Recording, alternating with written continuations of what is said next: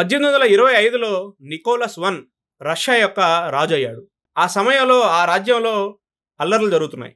రాజు ఆ అల్లర్లకు కారణమైన వారిని వెంటనే ఉరిదీయమని ఆజ్ఞాపించాడు. సైనికులు ఆ నిందితులను పట్టుకొని వారిని ఉరిదీయడానికి ఉరికమ్మం ఎక్కించారు.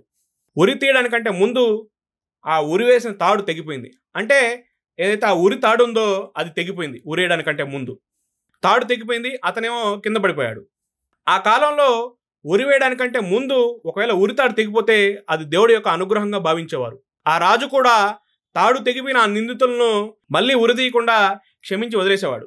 కానీ ఎప్పుడైతే ఈ అల్లర్లకు కారణమైన ఆ వ్యక్తిని ఉరిదీస్తుంటే తాడు తెగిపోయిందో ఆ విషయం రాజుగారికి తెలిసింది.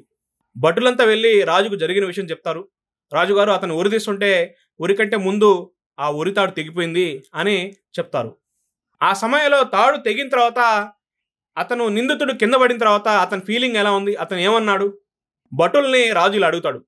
ఆ తాడు తెగిపోయిన సమయంలో ఆ నిందితుడు కింద పడిపోయాడు కదా, ఆ సమయంలో అతని ఫీలింగ్ ఎలా ఉంది, అతని నోటి నుండా ఏం మాట వచ్చింది అంటే పడిపోయిన సమయంలో అతను ఏం మాట్లాడాడు?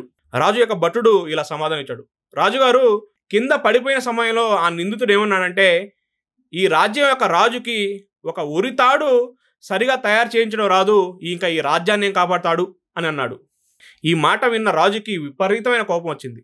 వెంటనే అందరి ముందు ఆ నిందితుడిని పిలిపించి కత్తితో నరికేస్తాడు. వాస్తవానికి తాడు తెగిపోయినందుకు రాజు అతన్ని క్షమించి వదిలేద్దాం అనుకున్నాడు. కానీ అతని నోటి దూల కారణంగా అతన్ని చంపాల్సి వచ్చింది. అందుకే నోటి దూల తగ్గించుకోవాలి. ఈ కథ ద్వారా మనం నేర్చుకోవాల్సింది ఏంటంటే నోటి దూల చాలా డేంజర్. అందుకే నోటి దూల తగ్గించుకోవాలి. ఈ నాలుక చాలా డేంజర్. రక్తం చుక్కలు చిందించకుండా మనిషిని మానసికంగా హింసించి చంపే ప్రమాదకరమైన ఆయుధం మాట. ఆ మాటను మూర్ఖుడు వాడిన తర్వాత ఆలోచిస్తాడు, తెలివైన వాడు ఆలోచించి మాట్లాడతాడు. అన్నది మాటే కదా ఏమవుతుంది అని తేలిగ్గా తీసుకోకూడదు. ఎందుకంటే నరం లేని నాలుక అన్న మాటకు నరాలన్నిటికీ జీవం పోసే గుండె గాయపడుతుందని గుర్తించుకోవాలి. అందుకే మాటలు ఆలోచించి మాట్లాడాలి, చాలా జాగ్రత్తగా మాట్లాడాలి. ఈ నాలుక వల్ల ఒక్కసారి మనం వినాశనానికి గురవుతాం. Always say less.